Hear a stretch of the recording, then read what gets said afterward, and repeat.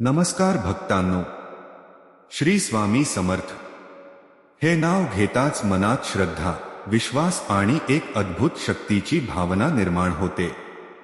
पण तुम्ही कधी विचार केला आहे का, श्री स्वामी समर्थ नेमके कोण होते, ते कुठून आले आणि त्यांचा दिव्य प्रवास कसा सुरू झाला?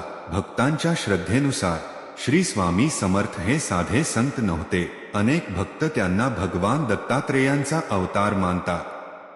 त्यांच्या जन्माबद्दल स्पष्ट ऐतिहासिक माहिती कमी आढळते आणि म्हणूनच त्यांचं व्यक्तिमत्व अधिक गूढ वाटतं। असं मानलं जातं की ते जगाच्या कल्याणासाठी प्रकट झाले, दुःखी, निराश आणि संकटात सापडलेल्या लोकांना मार्ग दाखवण्यासाठी आले।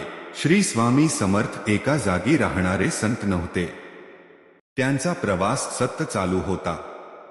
असं सांगितलं जातं की त्यांनी भारतभर भ्रमण केलं। हिमालयातील शांत प्रदेश, घनदाट जंगल, पवित्र नद्या आणि अनेक तीर्थक्षेत्र, ते जिथे गेले तिथे भक्तांना त्यांच्या कृपेचा अनुभव येऊ लागला। कोणाला मानसिक शांती, कोणाला संकटातून मार्ग, कोणाला श्रद्धेचा नवा प्रकाश।